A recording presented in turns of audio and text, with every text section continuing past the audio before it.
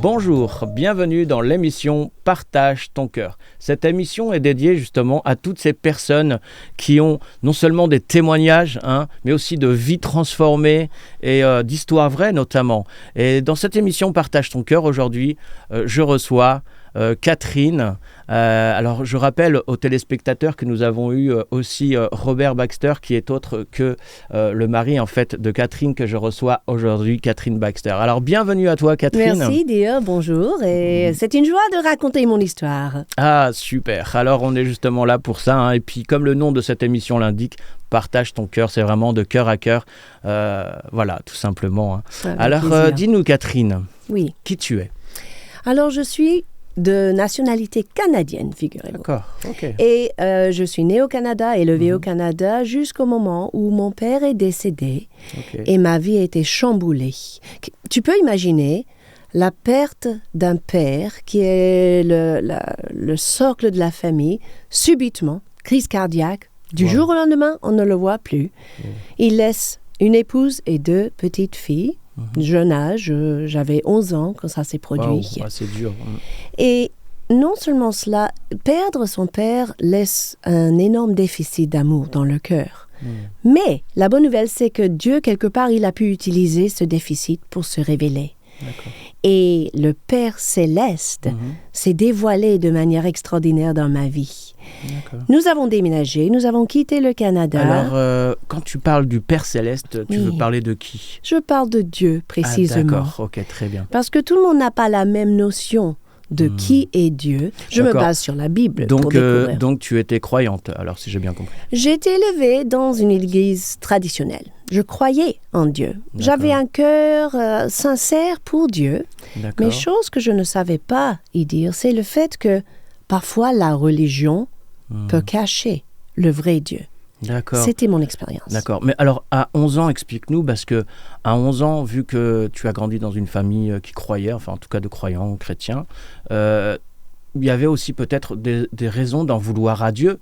Comment ça se fait, toi, Dieu, qui as pris mon père alors que je suis tout jeune et que j'ai besoin de lui? C'est injuste. On l'entend souvent, des témoignages comme ça. Alors, comment ça s'est passé avec toi?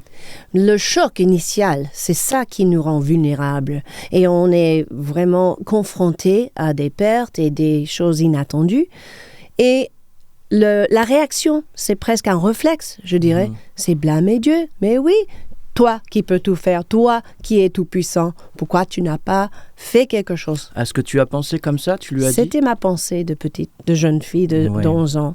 Comme beaucoup. Et oui, c'est quelque chose d'humain, on va dire. Quelque chose de sincère, d'authentique, qui réagit, qui n'a pas toujours raison, parce que c'est ce qu'on apprend dans la vie. Les émotions sont parfois trompeuses. Oh, oui. Et on ne voit pas tout de suite.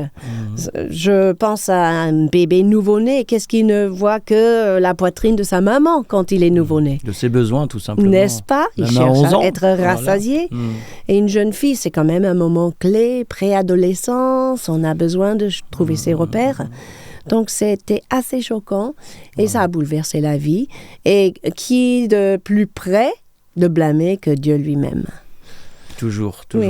Surtout en plus à cet âge-là, qu'est-ce qu'on comprend de Dieu, ou même plus tard, de toute façon.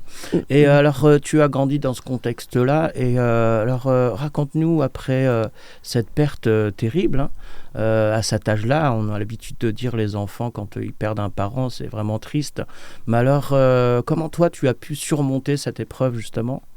Notre première démarche était vouloir changer l'environnement. Et c'est pour cela que nous avons déménagé sans papa aux États-Unis, recommencer la vie.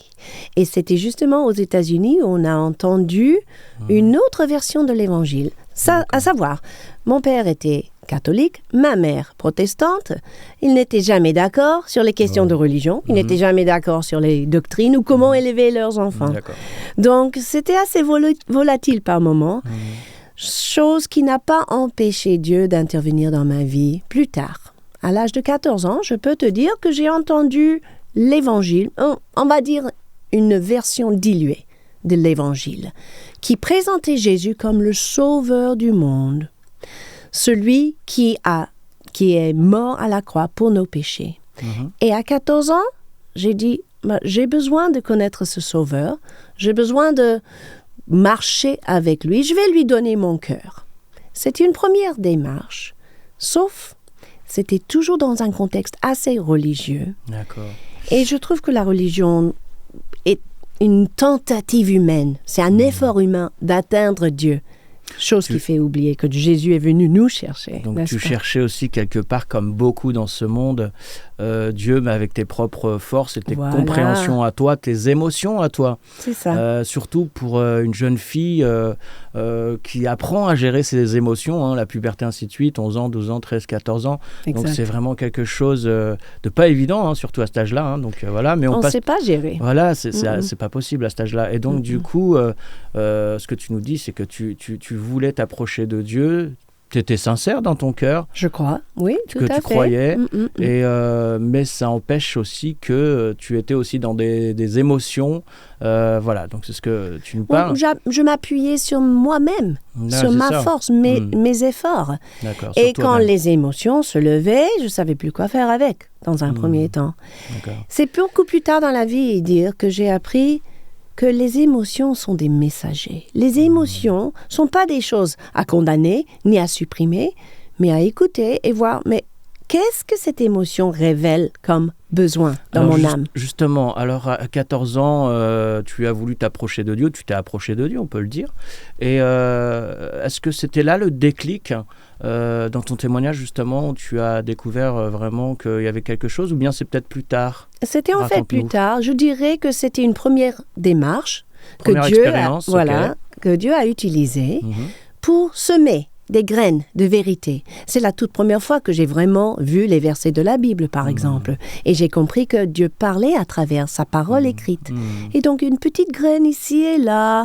J'assistais parfois à des rassemblements des jeunes, on entendait des histoires bibliques, etc. Et cette graine était arrosée par des différentes rencontres, des différentes expériences, jusqu'à l'âge de 19 ans. D'accord. Alors, à 19 ans, il s'est passé quelque chose. Il y avait un vrai déclic. Pourquoi? Parce que tout en me croyant chrétienne, je faisais comme faisait le reste du monde. Le samedi soir, je fréquentais les boîtes de nuit. Je rentrais à 5 heures du matin, je me levais 2 heures plus tard pour aller à l'église. Donc, je vivais dans deux mondes. Un comme le reste du monde, l'autre pour Dieu, au moins dans ma tête. Un pied dans le monde, un pied avec Dieu. C'était ça. Wow. Une grosse erreur d'ailleurs. Parce que la religion avec qui j'ai grandi m'a fait croire que tout allait bien. D'accord. M'a fait croire que, une fois que tu as fait une prière, Jésus, je veux que tu fasses un miracle dans ma vie, que tu sois mon sauveur personnel, que tout est réglé. D'accord. Chose qui est assez loin de la vérité parce que, en réalité, il n'est pas seulement sauveur, il est Seigneur. Okay. Jésus est mort à la croix pour devenir celui qui règne dans nos cœurs, dans nos émotions, dans nos pensées, dans nos vies. Et je n'avais pas découvert cela. Donc tu n'avais pas découvert que le Jésus Seigneur, en fait. Tu avais découvert le Jésus Sauveur, si j'ai bien compris. Exact. Mais pas encore le Seigneur de ta vie, finalement. Exact. Et alors, explique-nous comment tu as découvert à 19 ans ce Jésus. C'était très intéressant parce que j'étais avec une copine et tous les samedis soirs, on sortait ensemble. Mais tous les dimanches matins, elle partait dans son église catholique, moi dans mon église protestante, comme quoi rien de grave. Un jour, elle revient à la maison, elle me dit, il faut que tu viennes avec moi demain soir. J'ai dit, oh, tu as trouvé une nouvelle boîte de nuit? Elle a dit, mais non, j'ai découvert le vrai amour. J'ai dit, quoi? Wow. Elle parlait de quoi? Ça m'a dépassé cette notion d'amour dans un contexte religieux. Elle a dit, j'ai rencontré des jeunes qui aiment Jésus. J'ai senti pour la première fois de ma vie la présence de Dieu. Son enthousiasme m'a passionné, et j'ai décidé, sur le coup, je viendrai avec toi ce soir. Amène-moi. Et c'était une réunion d'évangélisation. Ah oui, ça change de la boîte de nuit. Oh oui, rien à voir. Et le prédicateur était vraiment ferme dans ses propos. Au même temps, il a peint un portrait de D'accord. Jésus à la croix. Et pour la première fois de ma vie, je voyais le sacrifice d'amour que Jésus a fait pour chacun de nous. J'étais époustouflée. Alors, qu'est-ce qui t'a époustouflé Le fait que cet homme qui voyait mes hypocrisies, qui voyait mon orgueil, il a donné sa vie pour moi. Il est resté cloué à la croix par amour pour moi. Et comment peux-tu... Est-ce que c'était une révélation, finalement? Comment tu pourrais dire cela? Je peux dire que c'était une révélation parce que ça dépassait toutes les doctrines, toutes les enseignements. D'accord. C'était une confrontation, Très une bien. rencontre. Très bien. Donc, tu l'as reçu premièrement dans ton cœur, j'imagine? Je ne sais pas. À ce moment-là, à la Oui. fin de sa prédication, Mhm. ce fameux prédicateur demande « Est-ce que vous voyez Jésus? Est-ce que vous êtes prêt à donner votre vie entière, abandonner votre tout à Jésus ?» Mon cœur battait très très fort. C'est comme si Dieu lui-même me demandait « Est-ce que je peux avoir ton tout, toute ta vie, ton passé, ton présent, ton avenir, tes pensées, tes projets, tes émotions ?» Je ne pouvais pas dire non. Face à tant d'amour, face à tant d'affection et de tendresse, c'est comme cette révélation de son amour et de ses yeux dirigés vers moi à cet D'accord. instant même. J'ai dit, je veux le faire. Ok. Et justement, donc, tu l'as fait, tu as donné ton cœur, tu as donné ton tout, comme tu dis. Hein. Oui. Et est-ce que, penses-tu que là, non seulement Dieu était satisfait, et toi-même, comment est-ce que tu as vécu cela par la suite, justement? Pour la première fois de ma vie, je réalisais que je ne mettais plus ma confiance en moi-même et mes efforts et mes bonnes disciplines religieuses, mes bonnes habitudes religieuses. La totalité de ma confiance était dans l'œuvre de la croix. D'accord. Alors, comment tu l'as réalisé, ça? Je me suis rendu compte que tout d'un coup, le stress est parti. D'accord. Tu sais, ce stress de vouloir plaire à Dieu par toutes ses forces, ses énergies, son investissement. L'œuvre était accomplie à la croix. Je me reposais dans cette œuvre achevée par Jésus lui-même. Tu n'essayais pas par tes propres efforts, finalement, de lui Finalement, plaire? mm-mm. Waouh, quel témoignage. Nous nous approchons du Père grâce à Jésus, grâce à ce sang qu'il a versé pour nous ouvrir le chemin. Et c'est une découverte pour moi, parce que la religion m'enseignait autrement, n'est-ce pas, toutes ces années. Oui, c'est sûr. Alors justement, on va rester bien sûr sur ce sujet, hein, sur ton témoignage, évidemment. Donc, par la suite, après cette rencontre que tu as faite avec Jésus-Christ, enfin, tu te sentais, on va dire, libre, tu avais cette paix, comme tu nous l'as si bien décrit. Mais dis-nous, la vie de jeune chrétien, justement, juste après cela, avoir eu cette révélation à l'âge de 19 ans, comment est-ce que tu as fait pour gérer, justement, parce que j'imagine qu'on ne devient pas comme ça du jour au lendemain tout nickel, donc je pense que, je ne sais pas, tu vas nous le dire, que tu as eu aussi certainement un parcours. Alors dis-nous comment ça s'est passé juste après avoir eu cette révélation et avoir donné réellement ton cœur tout entier, ton tout, comme tu dis, à Jésus-Christ, à Dieu, pour gérer par exemple ne serait-ce que ces émotions-là que tu as définies tout à l'heure. Bon, c'est à ce moment-là que j'ai appris que notre marche chrétienne consiste d'une série de choix. Dès le lendemain, j'avais maintenant le choix. Qu'est-ce que je vais faire ce matin? Est-ce que je vais prier, avoir une communion avec Dieu, ou est-ce que je vais m'occuper de mes affaires? Et le soir arrivé, j'ai un choix. Je vais ressortir à la boîte de nuit, ou est-ce que je vais prendre du temps pour étudier ma Bible et mieux connaître ce Jésus qui m'a sauvé et qui est maintenant Seigneur de ma vie? Donc, face à des choix, on apprend progressivement. Puisque notre cœur est changé, on a envie de vraiment faire la volonté de Dieu. Face à des choix, je consulte. Seigneur, montre-moi quel est le meilleur choix. Certaines choses deviennent évidentes. Tu ne fais plus ça. Ça va pas t'édifier, ça va pas t'approcher de moi. Ta conscience te parle. Et tu peux devenir de plus en plus sensible à la voix du Saint-Esprit qui est basée dans la conscience, qui est dans ton cœur. Et après, tu prends de plus en plus des bons choix. Tu te débarrasses de plus en plus des effets des mauvais choix du passé. Et tu grandis et tu réalises, OK Seigneur, j'ai envie de réagir comme ça, j'ai envie de exprimer cette émotion-là, mais est-ce que cette émotion va te glorifier? Si ce n'est pas le cas, regardons cela ensemble. Seigneur, qu'est-ce que tu veux me montrer? Pourquoi je réagis comme ça? Qu'est-ce que cela m'indique? Est-ce que j'ai un besoin, peut-être dans mon âme, d'être guéri, d'être transformé, d'être sanctifié?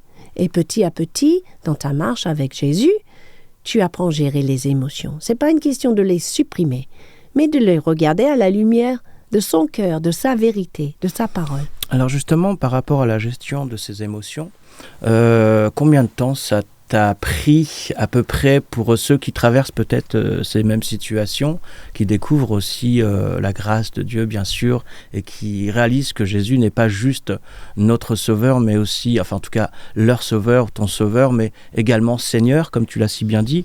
Quel temps pour toi ça t'a pris par rapport à ça? Parce que on grandit bien sûr avec Dieu, c'est certain, mais bien sûr c'est toute la vie, on pourrait répondre ça, c'est toute la vie qu'on apprend, qu'on grandit, mais justement là on va rester sur la gestion des émotions. Okay. Combien de temps ça t'a pris par exemple, que ce soit pour la colère ou la pensée mauvaise, la critique envers d'autres personnes ou des mauvaises pensées de son cœur envers d'autres, sans forcément parler.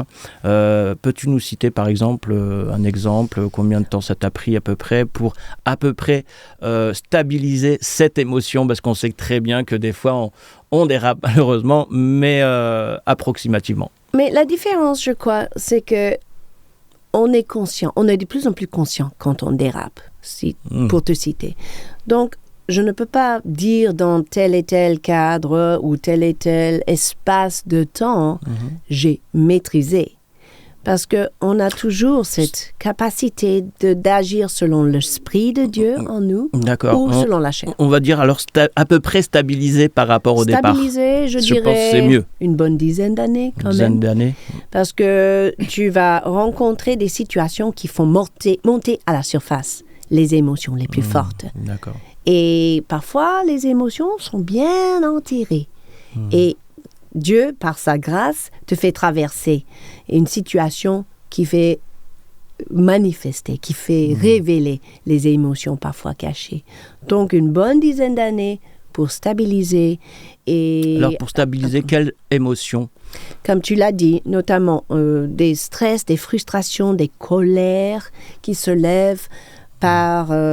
en raison d'une personnalité tout court, une personnalité peut-être forte, des réactions démesurées qui indiquent que quelque chose a touché un nerf là, c'est vif, et tu n'arrives plus à maîtriser soit ta pensée, soit tes paroles, soit tes stress intérieurs. Alors c'est très intéressant parce que comment reconnaître justement, parce qu'il y a des choses qui se voient comme tu l'as si bien dit, mais il y a des choses aussi qui ne se voient pas forcément et dont on n'est pas forcément au courant ou on ne s'en rend pas compte, comme tu l'as si bien dit. Alors par rapport à cela, comment déceler en nous, comme tu viens de le dire, quelque chose qu'on ne voyait pas forcément avant et aussi qu'on accepte que oui, j'ai un problème. Donc est-ce que tu veux nous en parler ? Avec plaisir, parce que c'est une bonne leçon pour moi. Et je peux dire que je me base énormément sur ce qui est écrit dans Galates 5. Alors 22, Galates, 23. c'est la Bible. C'est le Nouveau Testament de la Bible, un épître écrit par l'apôtre Paul pour justement aider les chrétiens mieux marcher avec le Saint-Esprit, mieux marcher avec Jésus.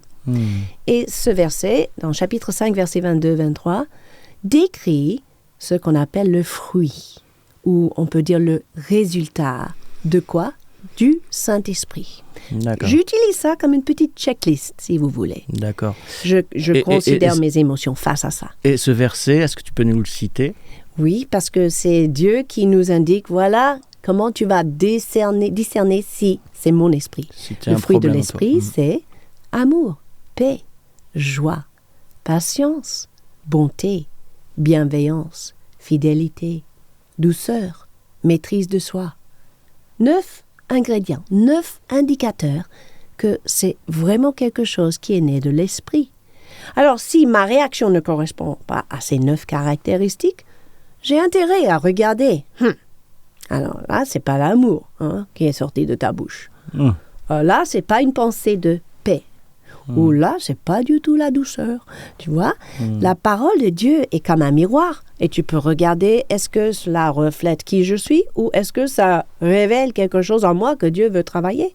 Et parfois, Dieu peut te faire sauter aux yeux un verset pour justement indiquer il y a ce domaine dans ta vie où je veux travailler, où je veux creuser un peu, où je veux te faire confronter ce qui a à changer. Donc, dans ce verset-là, quand tu nous parles de l'amour, la joie, la paix, la patience aussi, et combien, alors, si je prends juste un fruit du Saint-Esprit de Dieu, donc la patience, mais alors, à chaque fois qu'on n'est pas patient, parce que ça nous arrive à tous, même croyants et même en connaissant une partie, en tout cas, du Seigneur, en état d'homme ou de femme faite, on va dire, fondé dans le Seigneur, dans la parole.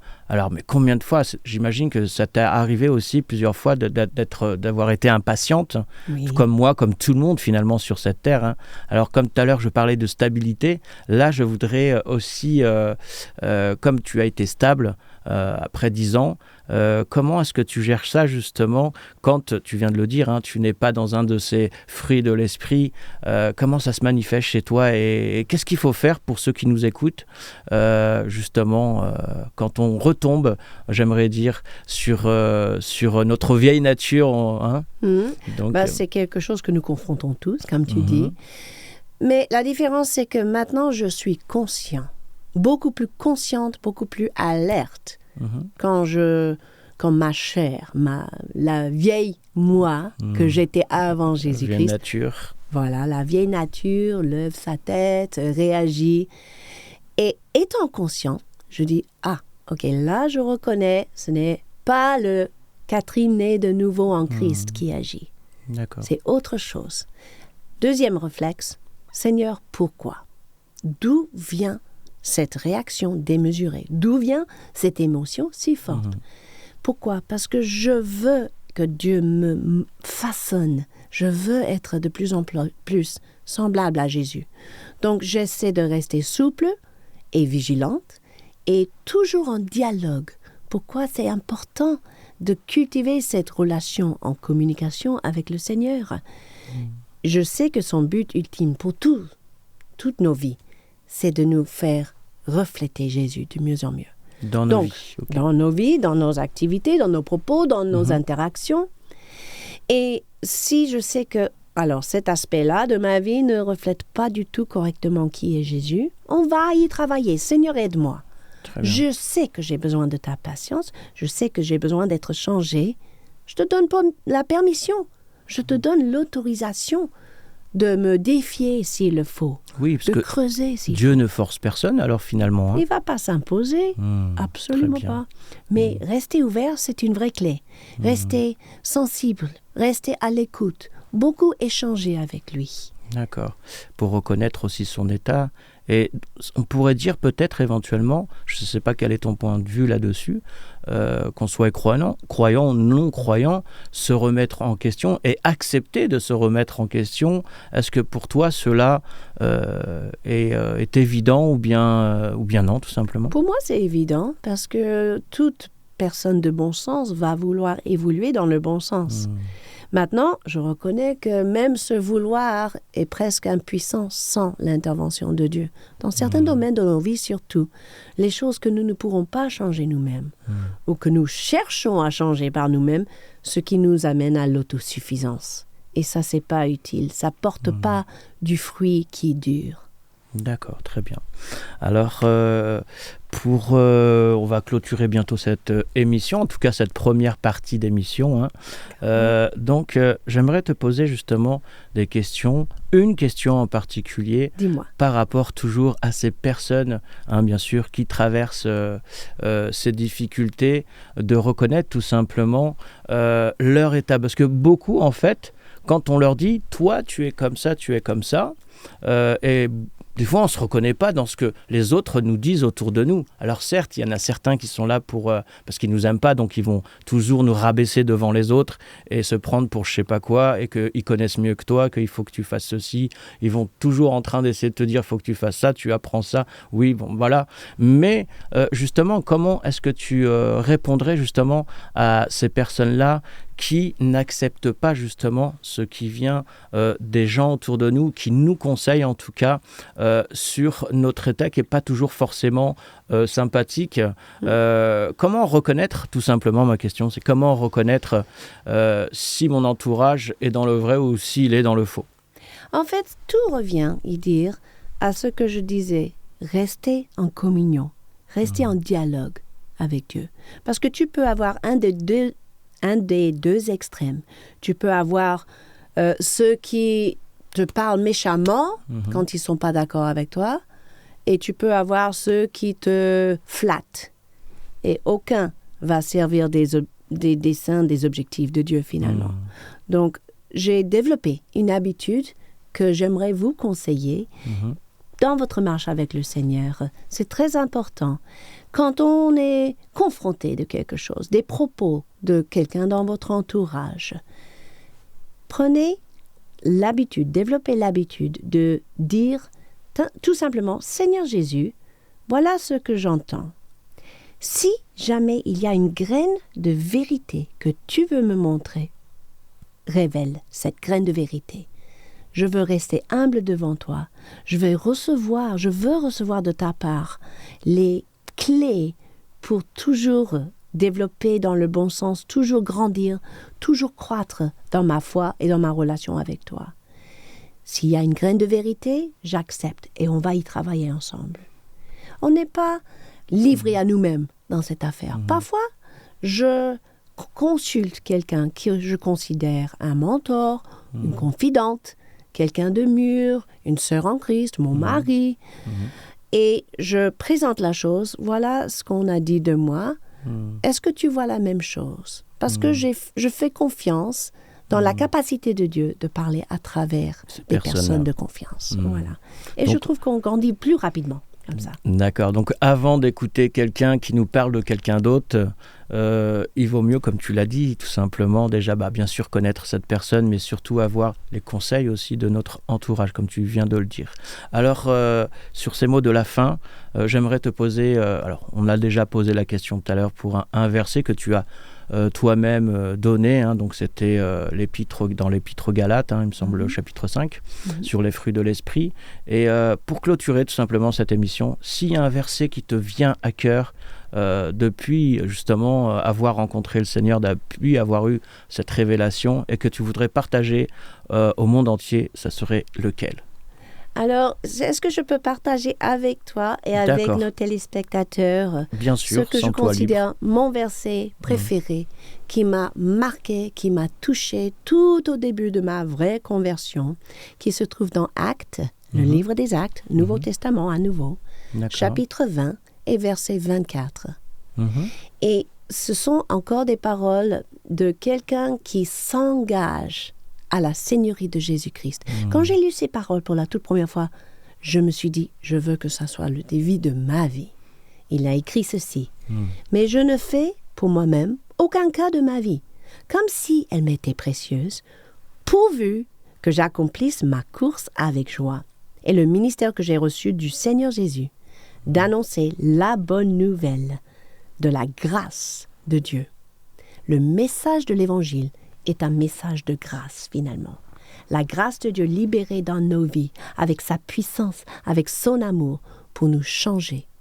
Dieu nous aime autant qu'il ne nous laisse pas tels que nous sommes. Et ça, pour moi, est une bonne nouvelle. Tout à fait. Donc, écoute, merci Catherine pour ton témoignage, bien sûr, et aussi toutes ces paroles d'encouragement que tu as données à tous ceux qui vont écouter cette émission.